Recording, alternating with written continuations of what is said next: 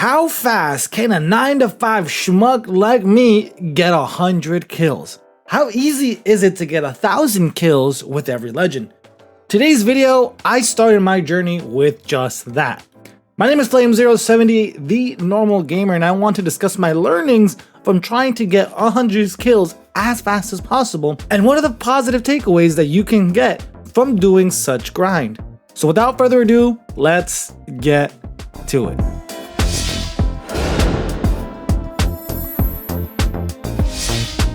So the best way to summarize my experience right here, it was that I needed to get comfortable with being uncomfortable. This goes against the grain of my typical play style, but more on that a little bit later.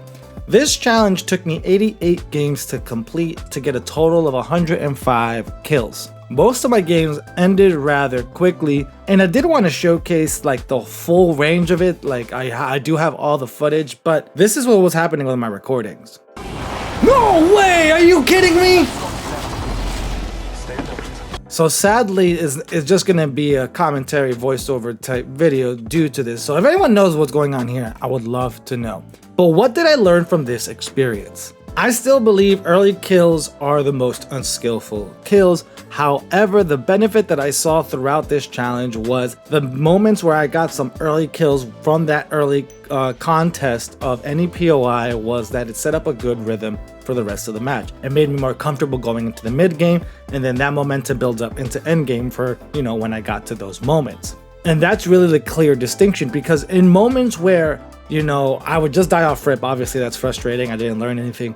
But even worse, when I landed somewhere and there was no one and I couldn't fight someone for a good 5 or so minutes, that made my whole match off balance. I felt very uncomfortable in that first fight, and we know it's all a meme at this point where you basically like, haha, why are you taking so much to lose just to die to the first team you encounter? But the reality is that is so true. It boils down to confidence and consistency. For us 9 to 5 adult gamers, those that don't get a lot of time in, since we're so sporadic, it really depends on our own personal skill level to remain consistent in those situations where it doesn't matter that you don't fight for 10 minutes. You can take that fight with ease. That comes with practice and confidence in your own mechanical abilities. But more importantly, the consistency to be at that level regardless of what's happening in the match. And for typical players, that's really not the case. But also with the tunnel vision of, okay, I want to get as many kills as possible, you start adapting, looting faster, moving faster, rotating faster, paying attention to audio cues when they work. And not only that, like with those things working in your favor and you do a mixture of no-fill and regular solo queue, which I did. I tried both to see which way would be more effective in this grind. The big difference for the typical 9 to 5 schmuck, the normal player, is if you're doing no fill, everything is like at 1,000%. And I don't personally believe it is super helpful if you're trying to improve to put yourself in a no-fail situation. You will see slow progress there. Because like I said, that confidence and consistency comes over time. And if you're working on building that, it's not going to be the most effective. I don't think I broke mid-game once when I was doing no-fill. So as a typical average player, I would recommend, if you're doing the kill grinding, do it in normal trios. And then once you have that confidence and you feel you're up to par, then do it with no-fill. Just remember, don't be a dickhead in trios. Try to be still a good teammate. Unless oh,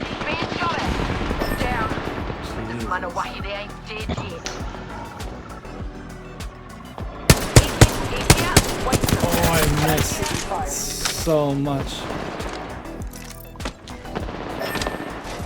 Oh. Just you and me. We have to quick. I don't kill leader appointed. We have added a new kill leader.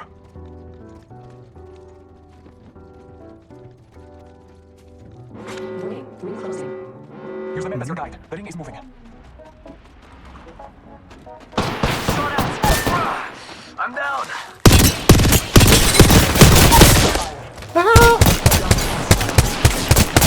Got baited, bitch. So I chose Bloodhound and Mirage for this video in particular because they were both really close to 1,000 kills. And this little challenge got Mirage to 1,000 kills, and by the time this video comes out at the end of the season, I will have Bloodhound as well to 1,000 kills. But what is so nice about 1,000 kills on a legend? At the bare minimum, it means that you've played 1,000 games with that legend, and 1,000 games, whether good or bad, gives you a good basis of how that legend works. It makes you a versatile player. This has been my philosophy since like year 2 of Apex, when I stopped maining legends. Because at the end of the day, you don't want to get thrown off or don't know how to play the game if your main or top 2 mains are picked. So I actually enjoyed it. I'm going to continue pushing to get 1,000 kills on every legend. So in season 17, when it comes around, I'm going to be doing that with at least hopefully 3 more legends, and then breaking down what I learned from that experience. So if you want to make sure to stick tuned to that, hit that subscribe button, leave a comment down below on how many kills you got per legend, and let's be more versatile as players, because I think that will provide more value for you in the long run. At this point, I have Pathfinder, Wraith, Mirage, Octane, Bloodhound, Crypto, Lifeline, Caustic, and Wattson at 1,000 kills. And this is a good practice where I think if you're trying to self-reflect as an Apex player, to break down how many kills you have per legend, how many games you have per legend, because it really gives you an overall picture of what your strengths and weaknesses are. I, for one, have not been shy about my particular playstyles. I know I have a more moderate conservative approach to Apex, where I kind of like being the anchor role, the support role, not really comfortable with being in your face fighting. And you can see that with the legends I have the most versatility in. Most of my legends fall into the skirmisher class, which is the strongest class in terms of legend abilities, not by perk, because their ability to leave and enter fights is really important, and as a solo queue player, I value that a lot. Next up it's tied between Recon and Controller, which are slower, more methodical legends to use. And then lastly, support legends are up there because I like the team role. So all these legends paint a picture of a player that is a little bit more comfortable being the one that's doing damage, not really the one focusing on kills, but keeping the team alive, providing utility. And that was the best thing about this challenge, because this is why I struggled with the challenge. That picture made it very clear of why I was kind of uncomfortable doing this, or why I said in the beginning I was really uncomfortable being in this uncomfortable situation. So the goal was to be comfortable in this uncomfortable playstyle. And that's what makes learning and improving so awesome. Doing something that you're not good at, so that way you could at least be adept at it. You don't have to master something you're weak at. You just got to be adept enough in order for you to fall back to your strengths. So in this 100 kill challenge that I learned that I can put myself in a situation where I'm constantly fighting. I know how to pick fights accurately. I do have decent aim, but I have a lot to learn in this aspect, and I'm excited to continue learning on that as I continue to kill grind with those other legends. If you found value in this video, make sure to hit that like button. Make sure to stay tuned for season 17 content. My name is Flame078. Until next time, adios.